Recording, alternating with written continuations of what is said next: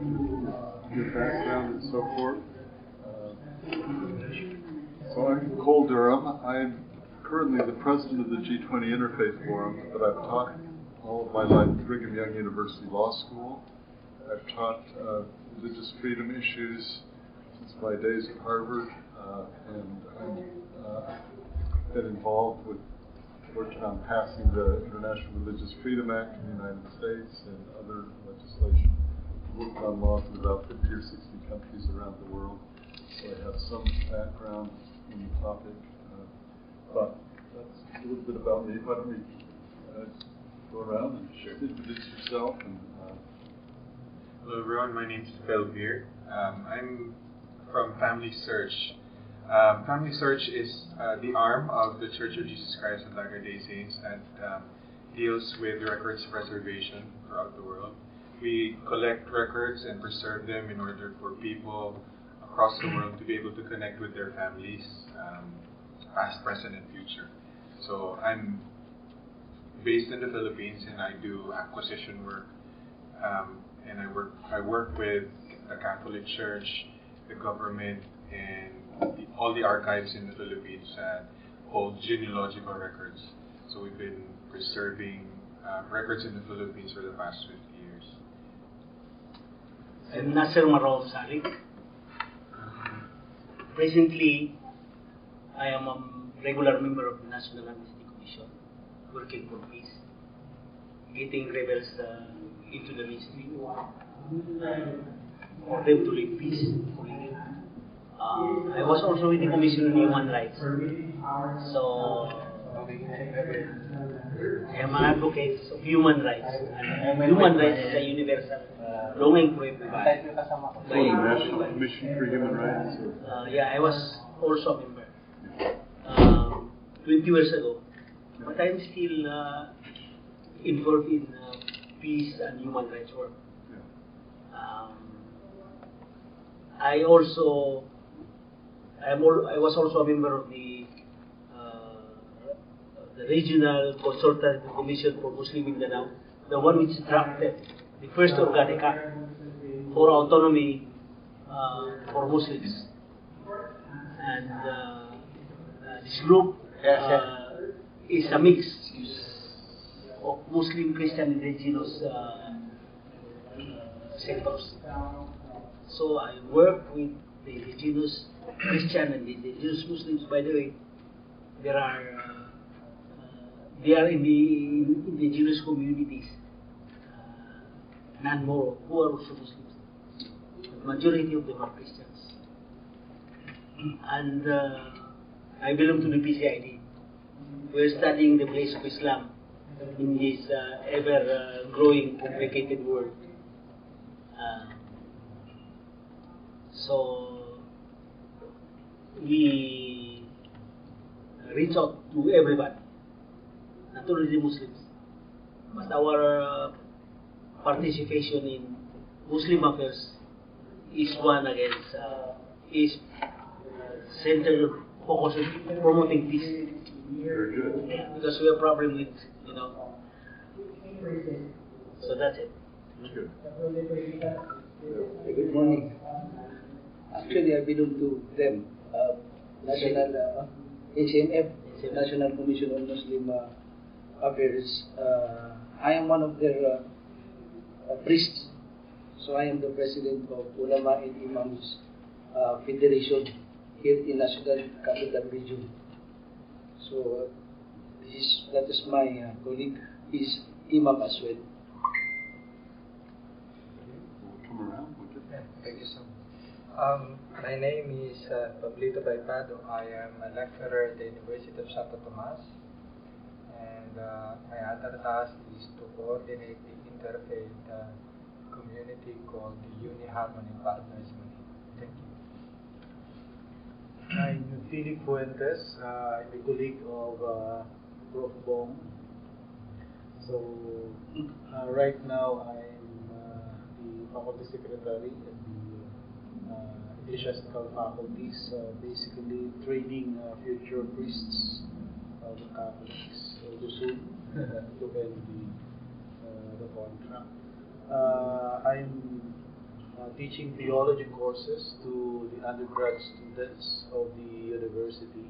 So we are affiliated with the Institute of Religion. That's our department. And yeah. Thank you. Good morning. I'm Chris Gosland. I'm the Human Rights Officer for the Embassy of the United States here in Manila. And one of the key focuses of the U.S. government globally is the promotion of international religious freedom, which is, as Paul mentioned, mandated by our International Religious Freedom Act. So the United States government has an interest in promoting religious freedom around the world, and also reporting on the status of religious freedom in every country in the world. And as such, I also write the International Religious Freedom Report for the U.S. government every year. We just released ours about a month ago for the Philippines.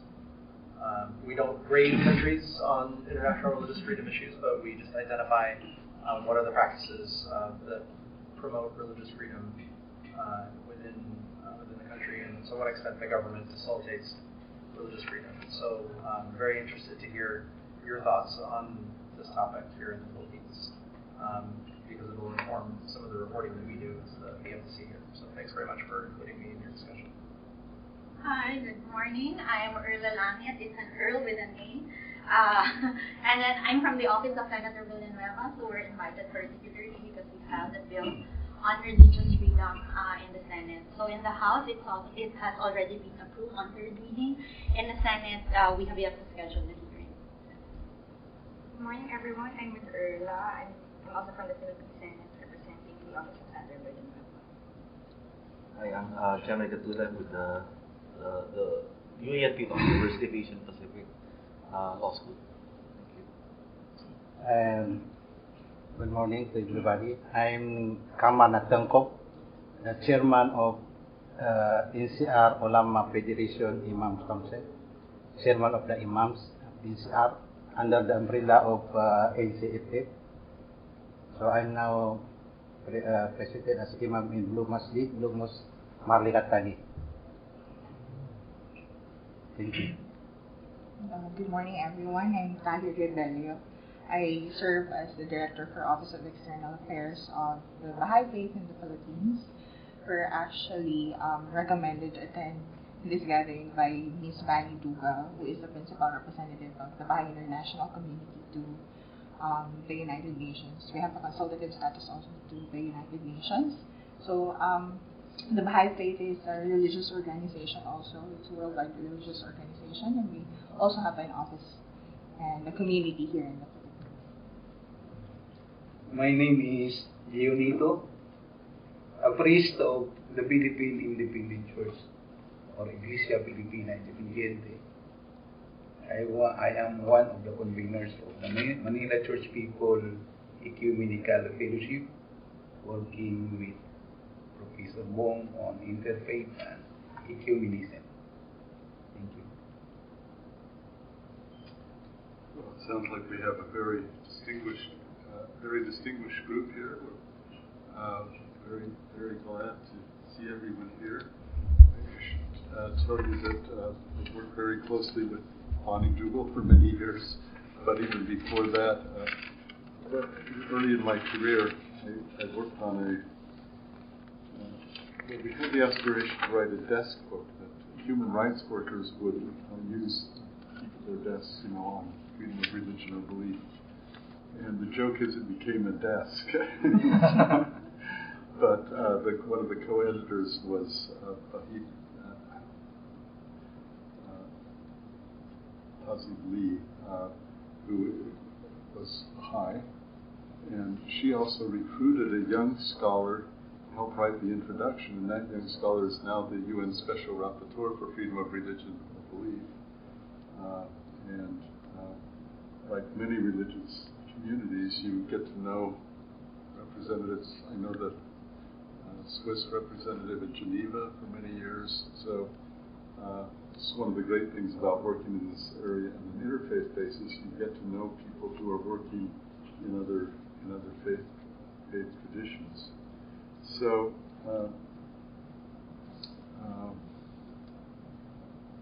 thought what we would do is just say a few things at the beginning, and then be very interested in people's perceptions in terms of things that they think are particular matters of concern, and things that come from the Philippines in particular. This is a huge field. I started teaching about 45 years ago, and I've taught a course on religion and state every year. I never did the same thing twice, although there's some core things that one teaches. But this is a huge area, and people don't realize how complex it is.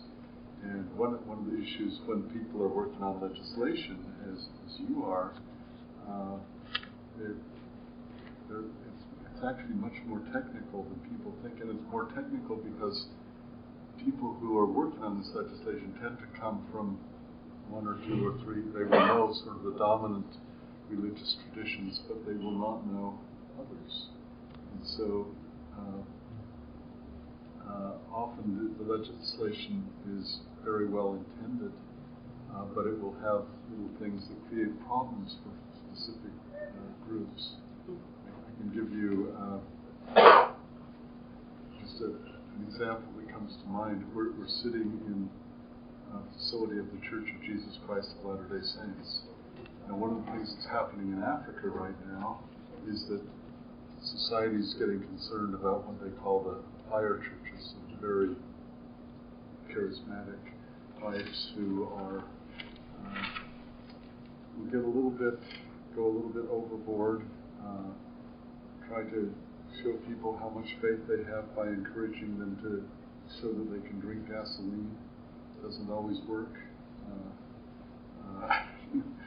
Or that you'll have people who are very charismatic, but they're more charismatic about raising money for themselves than for the church.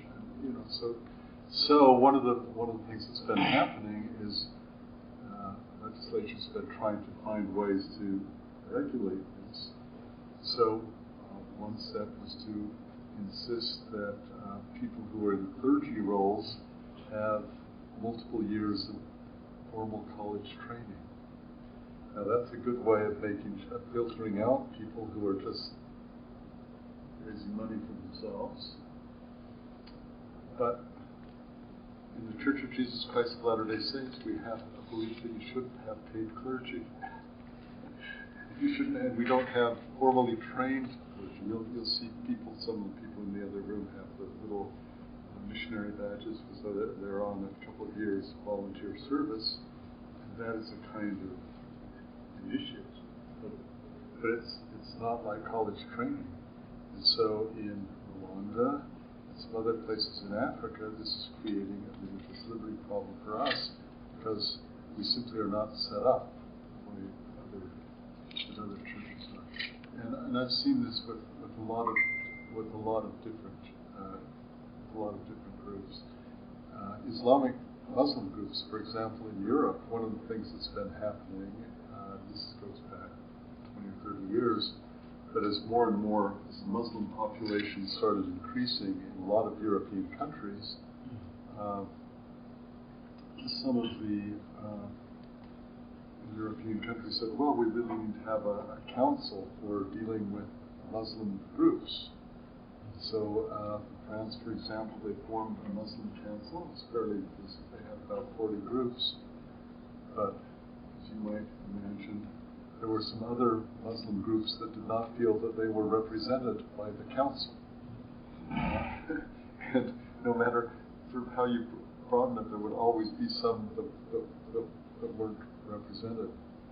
And I remember having conversations with Germans saying, they don't have a pope.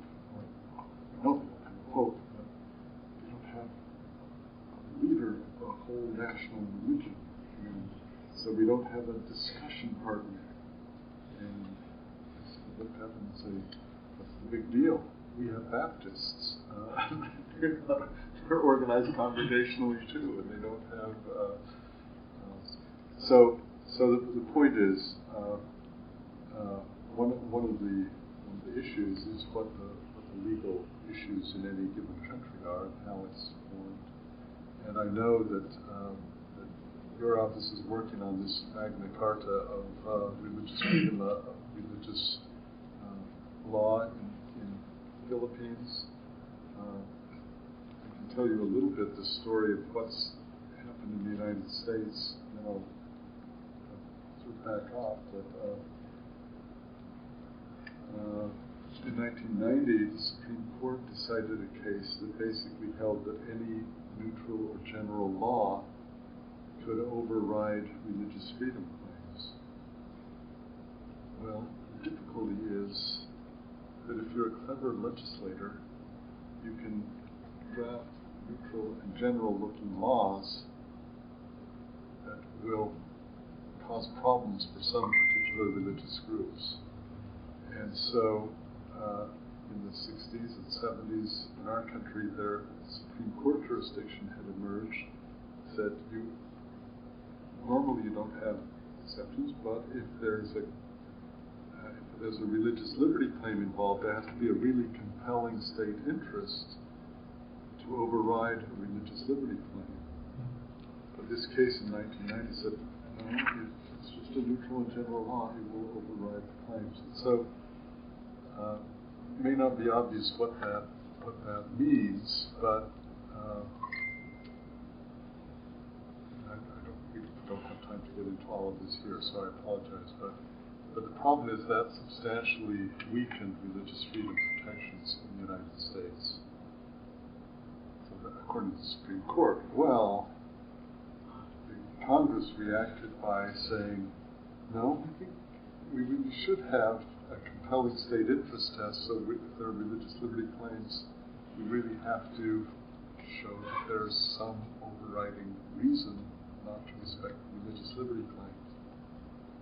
And that went through some iterations, but many of the states in the United States, really over half of the states, either through judicial measures or legislation, have reinstituted the compelling state interest test. Now, I'm going to forget the name. The Escrimal, or there's a famous case in the Philippines. Estrada versus Escritor. Estrada versus Escritor. It's a famous case. Estrada versus Escritor. Estrada. Versus Escritor. Okay, so Estrada. So, in that case, basically adopted a compelling state interest type test. So congratulations to the Philippines. And they did that after our Supreme Court unwisely rejected the test. But a lot of our state Supreme Courts have done the same thing. So I'm the co-author of a treatise. It's about 4 volumes, and one of the volumes is about the implementation of this test and what the subsequent statutes have meant. And what's happening is last year our Supreme Court decided a case in which, it involved foster care, Catholic foster care cases, Catholics providing foster care, and the city council in Philadelphia said, you have to, if a foster care agency is not willing to deal with LGBT people, then they will no longer be authorized to provide foster care. This was a problem for the Catholic Church. And so the Catholic Church was, for a time, not able to engage it. They were supposedly not supposed to engage in foster care. The Supreme Court said, well, look, is this a neutral or general law? Well, although the City Council had never made an exception for foster care, they could have done it. And so that meant that the law was not neutral and general. What that really means, since virtually any legislation in the United States will have exceptions, it meant that no laws are neutral and general. So we're having to redraft parts of our thesis because we think that 1990 case has been eroded, and so we're back to the Philippine kind of test. But I know that one of the things that's happening globally is that we know from basically from surveys that are done by the Pew Charitable Trust that draw on the U.S. reports. They've drawn about 16 different reports. The U.S. reports were the most comprehensive. We know that something like 30% of countries, these are rough numbers and they've been changing every year a little bit, but roughly 30% of countries have very restrictive laws on religious freedom. And because this includes China, India, and a few other very large countries like that, something like 75 to 80% of the people on Earth live in countries with high or very high restrictions on religious freedom. And this is a challenge. And a number of the countries are members of ASEAN. Philippines, there are no countries that have perfect records in this area. Everyone has some problems somewhere with some groups, etc. But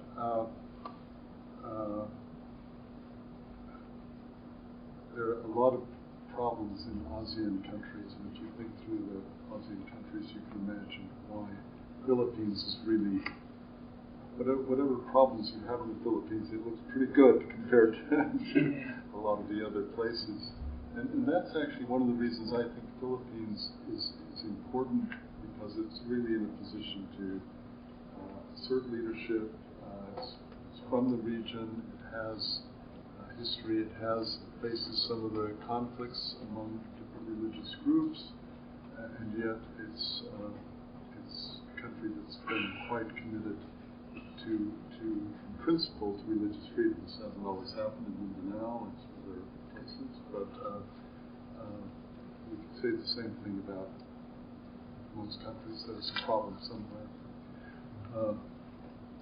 I'm just looking to our professor. Maybe you want to say some things about your perceptions on the situation in the Philippines and or more globally on religious freedom issues.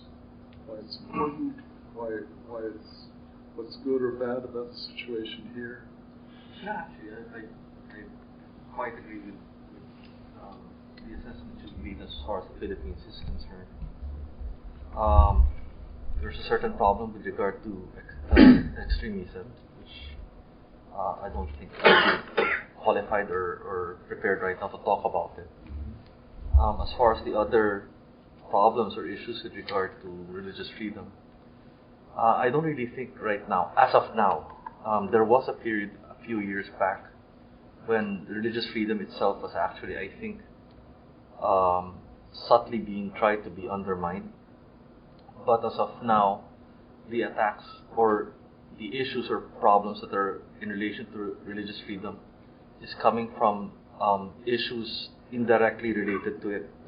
And what I'm talking about here would be issues in relation to, for example, family issues, particularly in relation to marriage, sexual issues, particularly with regard to gender identity and orientation, and so forth. Abortion, surrogacy, the issue of surrogacy as well, and that's essentially it. It's on the social issues.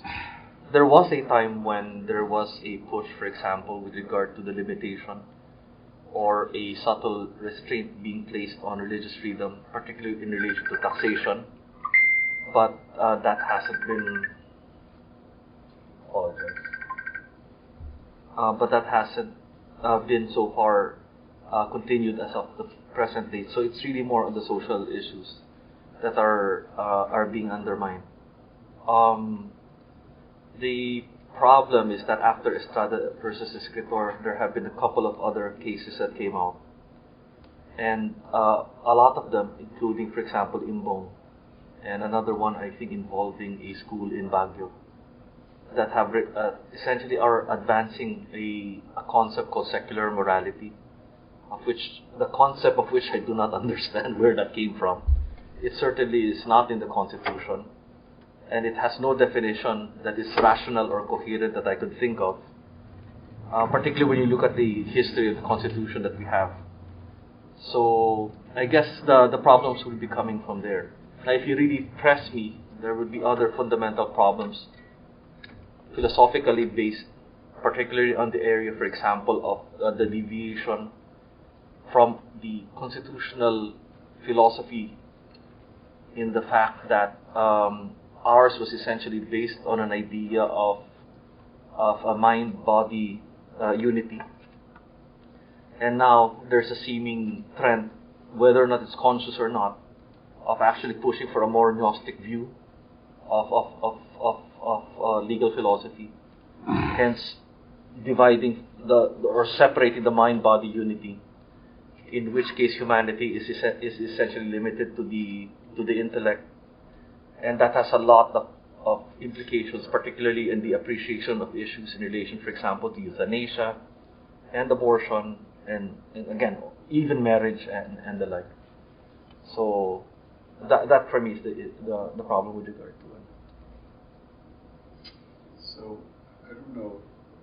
We've got representatives from the Senate, not senators themselves, but any of us who've worked with legislative bodies know that I remember when the International Religious Freedom Act was being adopted, there were 4 sort of key players who were staffers in various offices. 2 of them ultimately got married because of all the work they had been doing, and one of those became the ambassador at large for religious freedom. But we know that staffs are important, and so I'd be interested, if you're not authorized to speak or whatever, we also understand that, but it would be interesting to have your perspective on sort of what you think the legislation is trying to do. I understand a version has passed the House, and I understand there's this paternal relationship between the sponsor in the House and the son of the sponsor in the Senate. It's on the website, sir.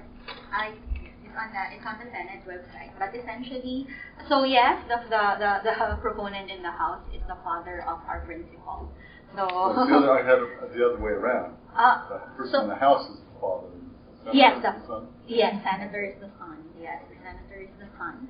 But in the House, there's also a very big push because one of the majority leaders is the bishop from the Baptist Church, Abante, Congressman Abante. So there's a big push in the House also on this. So that's why they already approved it on third reading. So in the Senate, there was supposed to be a hearing around 2 weeks ago, but the chairman of the committee went abroad for a state visit. So it was postponed to another date. So our goal really is to protect the one's exercise of religious freedom. In fact, in the Bangsamoro law, when we were deliberating on it, one of the amendments of Senator Villanueva then is to ensure that religious freedom is exercised and there shall be no discrimination regardless of one's religion. And we wanted to protect that just because they have different religions, or at least in the country also, this is also the goal of this bill, is that there will be no violence. So I think as CALJ, of course, the bill, we've received some position papers on this. There's some refinements to it. It needs some refinement based on the language, but basically it really aims to address and make sure to eliminate, if not minimize, if not eliminate, abuses based on differences in religion. In fact, we read this study in 2018, so it's a bit old. It's 4 or 5 years old. But by Pew Research, where it found that out of 198 countries, there are only 13 countries that have not reported violence, religion-related violence. So it's 185 countries over 198, so that's an overwhelming majority. So we wanted having this Magna Carta of religious freedom based on our Constitution, based on the guarantees under the Constitution. So it also it provides for some exceptions. So it specifically says that the means that should be adopted should be the least restrictive means, and then there should be a compelling state interest. But it also provides for exception if the exercise will bring about violence, or if it will inflict harm, or if the compulsion is due to, or violation of one's religious freedom is due to public health and safety reasons. So there's two exceptions under the bill as currently worded. So at least as we filed it. Actually, the freedom of religion is in the realm of the private. Yeah, it's difficult to put restrictions or standards that will allow the state to encroach on the practice of certain religious groups of their ways. Even if there is a legislation, its application is something. It should be approached with a dialogic discussion of the subject between and among religious practitioners or religious groups, just like this one. And I was thinking, the only way for us to respect each other, to know each other, and not to go on violence against each other on account of religion, is for us to study everybody's religion, so that you will know what to avoid. I have attended many seminars or meetings on this, and the Muslim ustadis are serious in the study of religion, and sometimes they will push the question of Godship, and they could not accept the Trinitarian doctrine. But according to the Christians, this is a mystery, and therefore, if we have that kind of explanation from them, we will not touch the issue, because that will be an irritant between the Christians and the Muslims. So I was thinking, we should know also that this subject is of limits for discussion, unless of course there is a forum and then somebody asks, and then we require a Christian to answer the question, but not for us to answer the question, unless of course the audience consists of Muslims, and we have to explain to them our appreciation of the concept. So we should know each other religions, the teaching of each other religions, and perhaps capitalize on commonalities. For example, I spoke about a man aspiring for righteousness. There are verses in the Bible which enjoin the believers to be righteous, and there are also in the Quran verses to that effect, and they are the same. The moral teachings are the same. See? So that's the problem. The crisis we have in Mindanao, the revolution of the Bangsamoro, is not created out of nothing, out of vacuum. The Christians, they do not understand us. They do not know us. But we know them because, we have this madrasa, and we are taught at a very early age our Muslim ways. Yeah, but not the Christians, they just pray, but they do not know us. They are not taught. And the history has something to do with this. The conquerors, the Americans came to educate us in Christianity. The Spaniards came to proselytize and convert us to Christianity. Of course, the plan did not work because we are so absorbed in our religion. And we are, when the Americans came, we are already 500 years old, or 300 years old in our religion. And so we were not converted. That's the problem. The mindset is implanted to Christians to colonize and to convert us. But we are not doing the same thing to them. Our hostages, no. In fact, they are not. They are missionaries, but they are not going outside. They are they confine themselves in our area. So that is the best strategy. Legally, you cannot define with exactitude freedom of religion.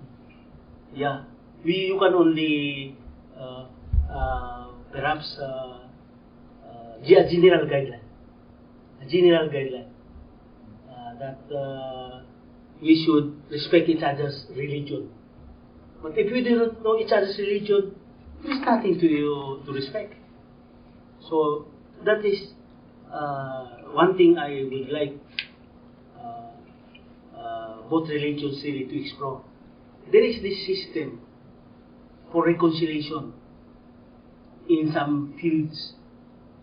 The summer camp, is that the summer camp where Muslims, Christians, or where other groups will be in one setting, and then they will be discussing with each other, eating common dinner, etc., etc. And so it will further their bonding, and then the discussion will be smooth and fruitful. I think we should do that. So of course there are limitations. We do not eat pork. But if you don't know that we don't eat pork, we will serve us pork. Or if you don't know that the Indians do not eat beef, you will serve them beef.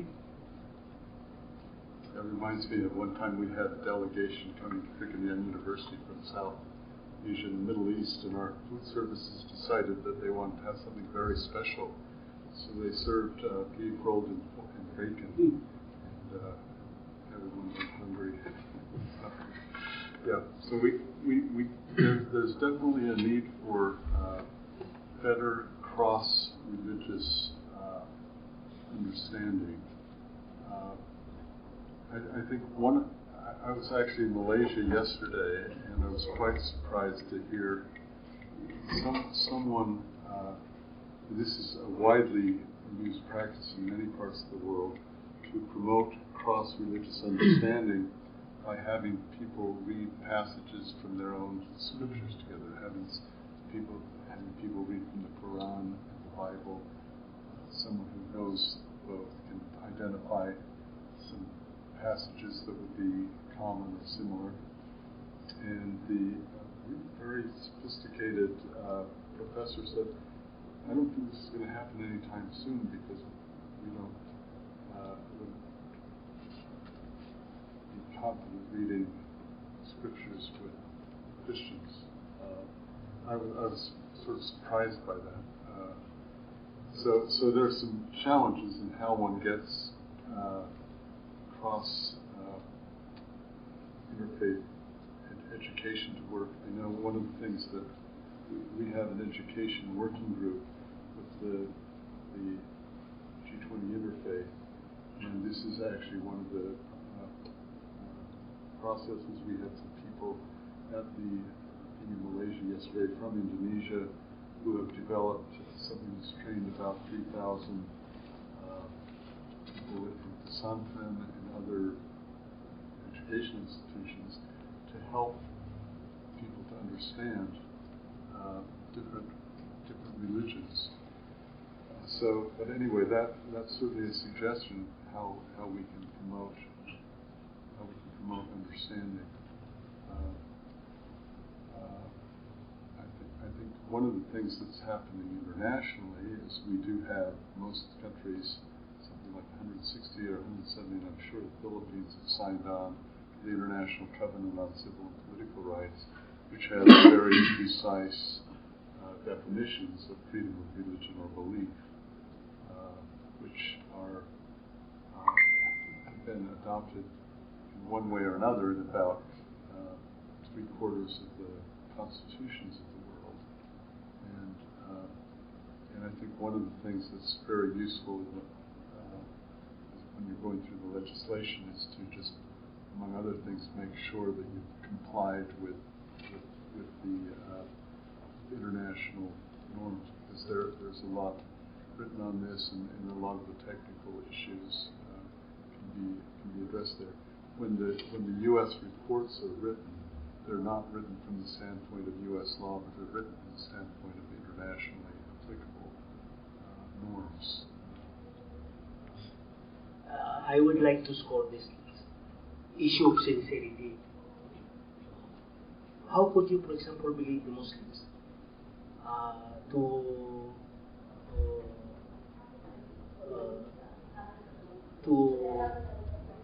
absorb positively the explanation from the United States? They are trying to preach to us religious freedom when they themselves did not sign the social, cultural conventions of human rights. The United States has not signed that.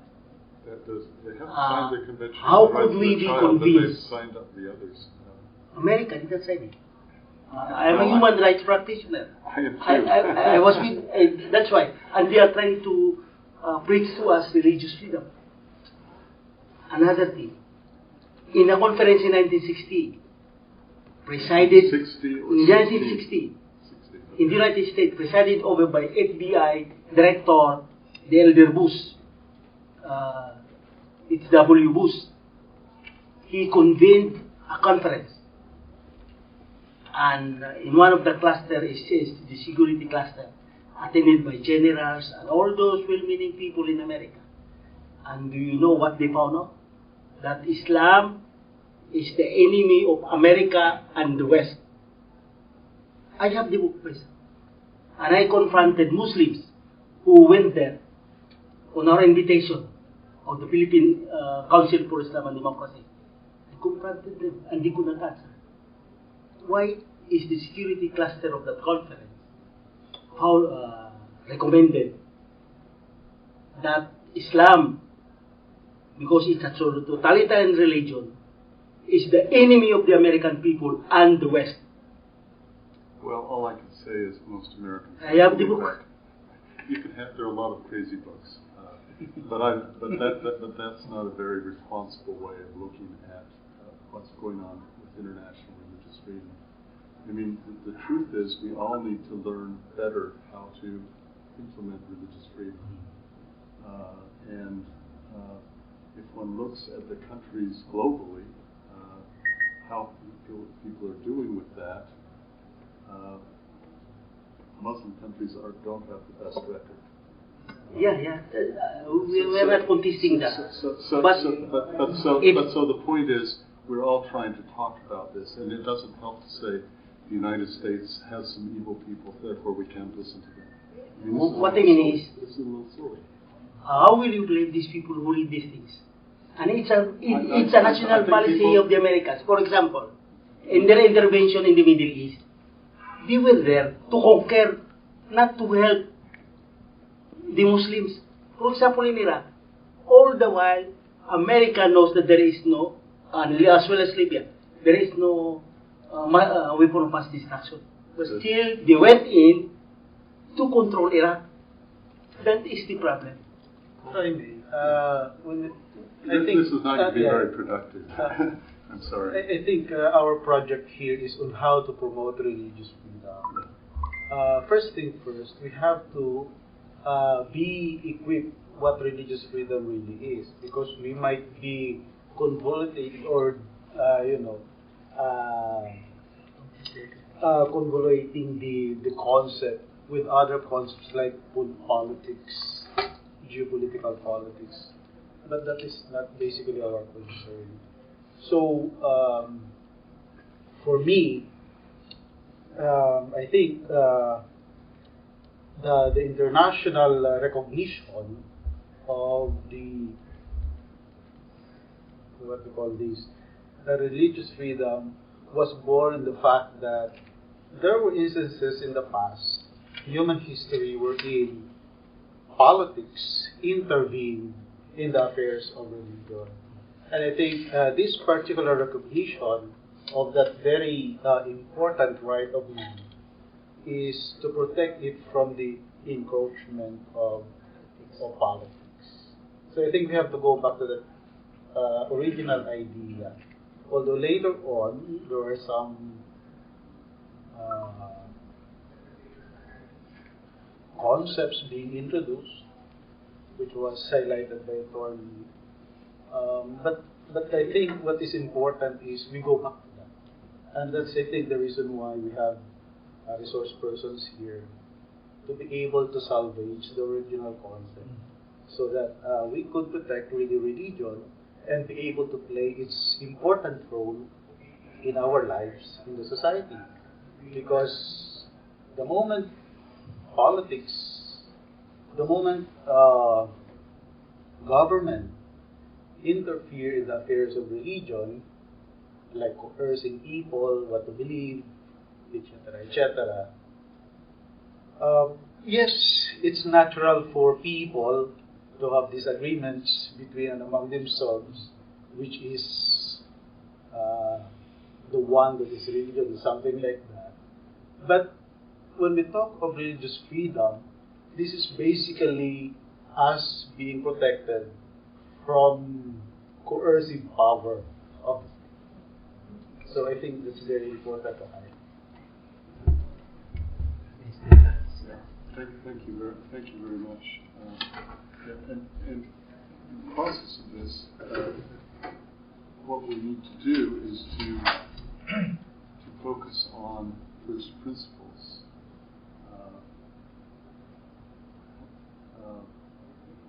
What does it mean to have freedom of religion or belief? Everyone should be able to claim this right, whether you're Muslim or whether you're Christian, or whether you're Jewish or whether you're Baha'i. Yeah. Go ahead. You want to? But please do finish your. So I think the point is, what I was saying is it doesn't help to say we can't listen to someone because someone in their country said something that we don't believe with. Yeah, we just want to highlight the problem. It's not our problem, it's the problem of Western powers. Everyone has but we problem. have what we need to remind them and project their own sincerity in their activities, which is good. We welcome, for example, American intervention for us because it is good for us, because we are a minority. See? But the problem with the projection worldwide. But the way to judge these issues is in terms of principles. Yes. The thing is that we're all working, I think. Well, one thing we have to recognize, and this is something I'd like, is that we're all working within one single document, constitutionally. And so when we're talking here of religious freedom, it's good that you mentioned we have to go back to the first principles. Because the definitions of religious freedom is already there. Number one is the right to proselytize, that we can actually talk to other people of what our religion is. If we need to persuade others that perhaps our beliefs are the true beliefs, then there's supposed to be nothing stopping us from doing that. Because in the end, it goes back to the individual and respect of the individual right to be able to decide what religion is best for that person. Not the group, not the government. And then the second one is the right to be able to exercise that religion. So, and the third one would essentially be the ability, or rather to prevent the state from actually choosing a particular religion. Now, it's interesting that your formulation was, and of course I agree, is that the state should not interfere. How did you formulate? Politics should not go into religion. But there's also the obverse thing is actually that religion should actually be should have the ability to interfere with regard to politics. And I think that's one big idea that we have lost, that just because you're arguing from a religious perspective, that you cannot argue that into the political sphere, which you actually is the very heart of religious freedom, because you cannot be schizophrenic about this, that you're going to leave your religion at the door every time you're going to speak in the marketplace with regard to political ideas. So, anyway, I just wanted to contribute that because of what you mentioned earlier. And just following that, because I'm looking at Father Johnny, one of the key issues that we are facing, I think, is when religious people speak about, negatively or criticize the government and being red tag or something else. I don't know if it's within that sphere that we have to look into this issue as a kind of religious freedom issue, or simply a misplaced political advocacy or something else. You're talking the red tagging? Yes. Is that an issue of red tagging, Father Johnny? Because we have this is your breakfast, lunch, and dinner. Profiling people. We have an advocacy program for the indigenous peoples and Moro people. And when we speak of their struggle for self-determination and ancestral domain, we are red tagged. That we are the same with these people who are struggling for their self-determination. We are a church, and we are red tagged. You are communists, you are Muslim rebels, because you are advocating their advocacy for ancestral domain and self-determination. And that's our problem. Because once we are red tagged, we are marked as one of them. Help me to understand what red tagging means. Yeah, you are. If these people who are working with their struggle for their freedom, their rights for self-determination, they say that, the communists are influencing them. The communists are working with them. The terrorists are, sometimes they are called terrorists.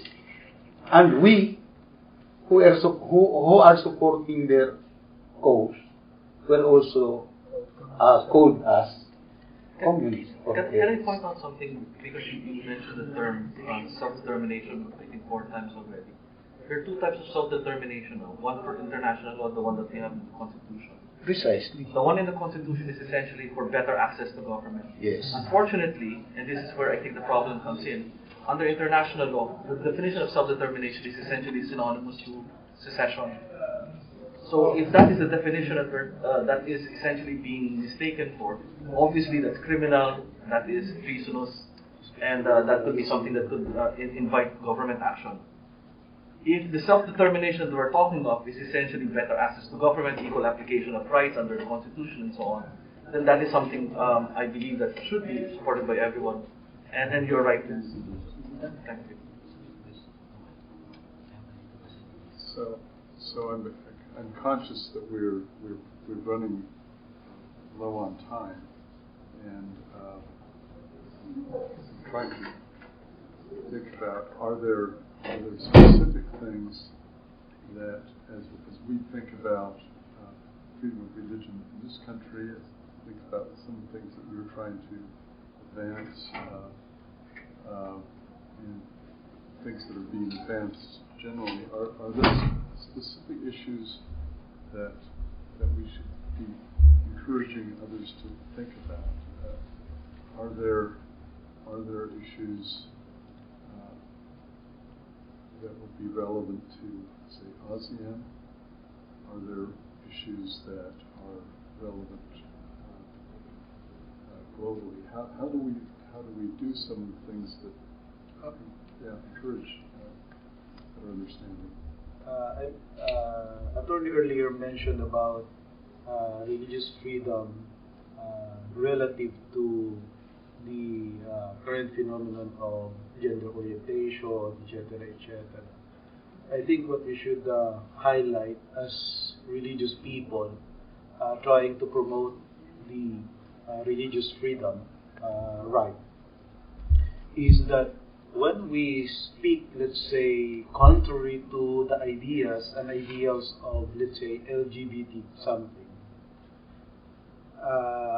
in alignment with our values and our ideas and ideals, this should not be taken as sort of attack against their belief, right, human right, but rather that it is our freedom of expression to explain ourselves, our position, to explain our values. These are our values, and when we speak of our values, it doesn't follow that we are attacking your freedom, that this is against your human rights. Because if you're going to do that, we could also claim that you're not agreeing with our teaching is also, in a way, an attack to our teaching, which we would try to avoid. So, what I'm trying to say is, this is very crucial right now to clarify that when we talk of our values, when we preach of our values in the public sphere, etc., it's not necessarily an attack against their human rights, but rather that we are just preaching our values, our truth. So I think very crucial. Just a quick follow-up. Sorry, Dean. You reminded me of that latest case of offending religious feelings. Yes. When someone is speaking about their values in public as part of their rights, and someone would say, "Hey, you have offended my religious feeling," and we have a classic case right now, Dean case. Yeah. You're talking the one sa Manila Cathedral? No, this one is with the exorcist and Judge Demetrio, yeah. But I think that the Manila Cathedral is different because it's within the celebration of the Eucharist. This one is, there is a claim also that it was during that the statement was spoken during prayer time or something, right? Was like that, but. Actually, I just want to build up. I'm sorry, you're Dr. Philip. I actually haven't met him before. It's just interesting that we're bouncing off each other's ideas. Yeah. Again, going back to first principles. The thing is that the Philippines is a democratic republic. We're not a totalitarian country. So, democratic republic. Why are we a democratic republic? Because we're not a pure democracy. We do not go by way of the rule of the majority. Even if we are a minority, the fact that we have a Bill of Rights means that we will protect your fundamental principles that you have in your country. But it still does not remove, and this is another thing that we have forgotten, that we're still a democracy, which means that the majority will still, most of the times, prevail. Which means that elections will have consequences. So if you are a particular part of a group that substantively has the numbers to push through legislation, then it should not be taken as some sort of an attack on a minority, precisely because we're working within that particular system. So it's something like this one. There is something as tyranny of the majority. Well, that's why we have because it might happen that the legislation is made.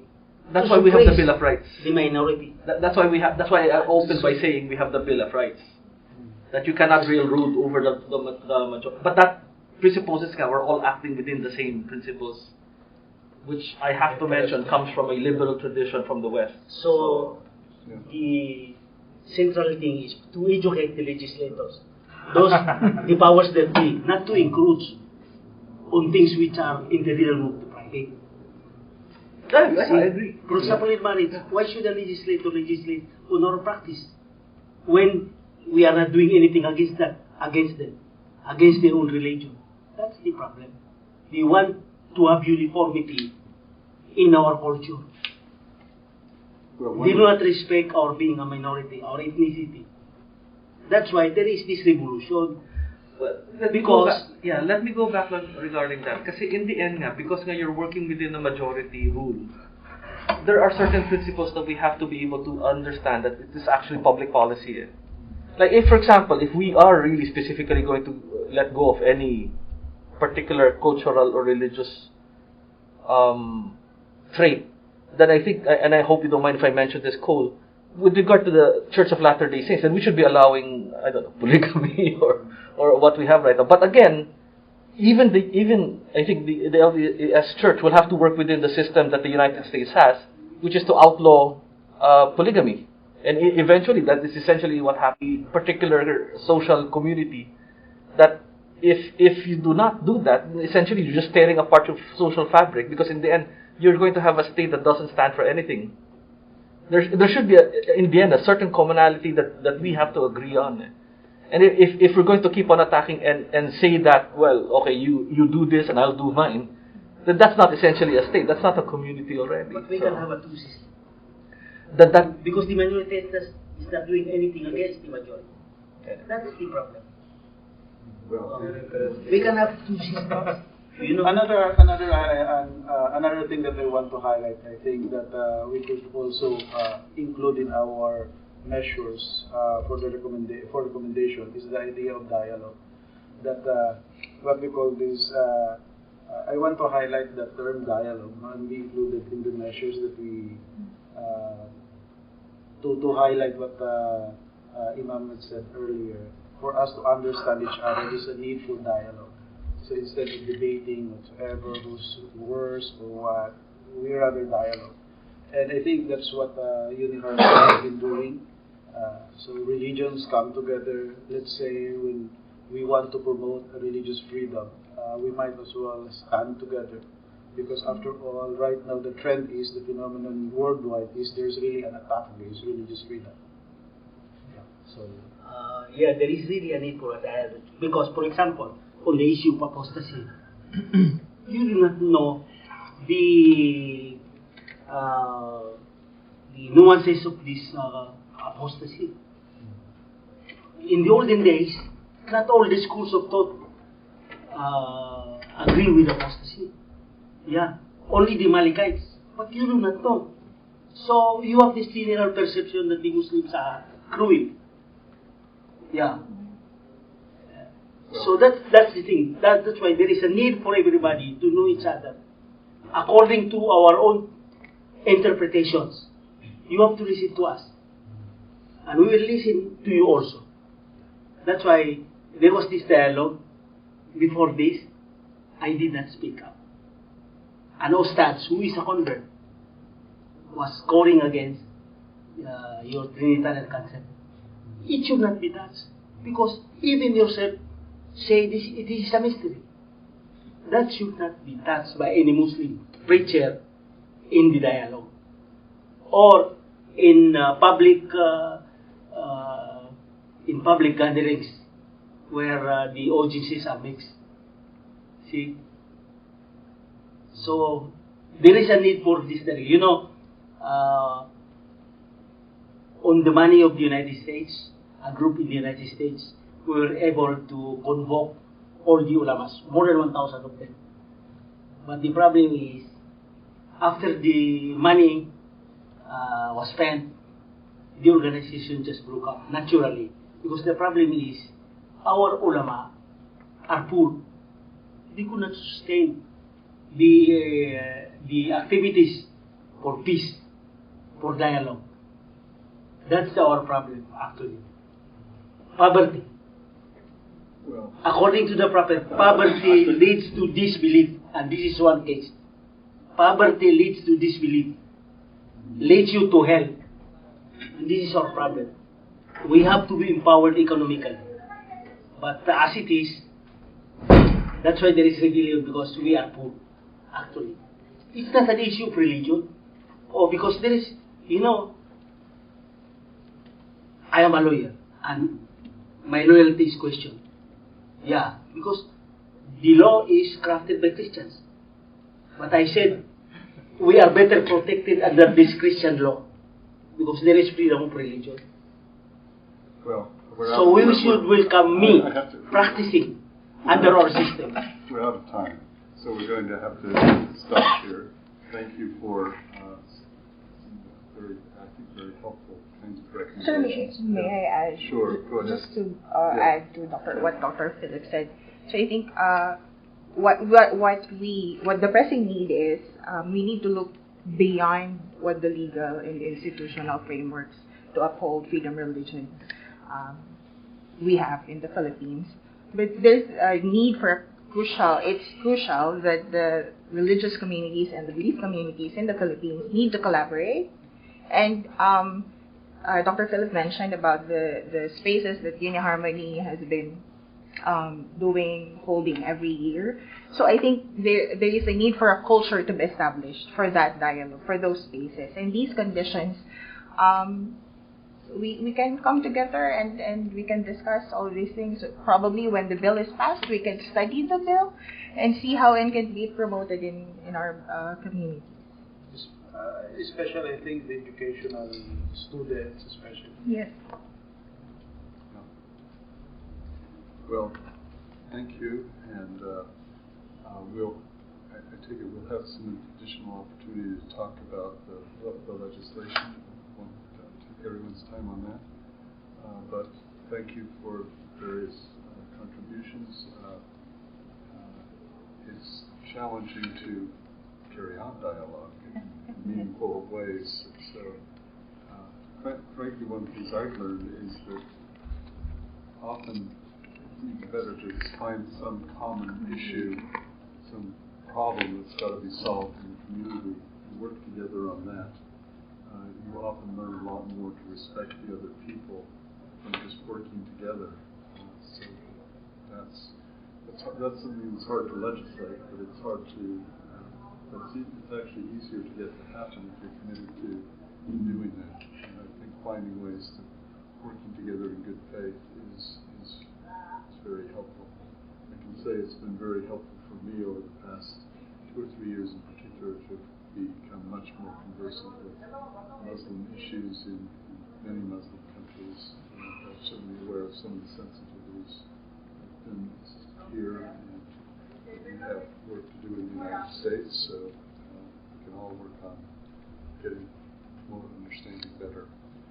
So thank you. And Cole, before you say the final thing, with your permission, can I announce that July 26 plan to present the Asia Center study? Okay, sure. And invite them. I just want to invite everyone that the Asia Center, for which they have conducted an Southeast Asia State of Religious Freedom, directed also by Cole, who is part of the team. We are going to have a meeting or a kind of presentation on July 26, and we will be inviting you again. And this will be the state of religious freedom or belief in Southeast Asia. And we hope, as you have said, Madam, that we can continue the engagement, and from there maybe we can plan where else we can go with this kind of relationship. Thank you very much. Thank you very much also. All right.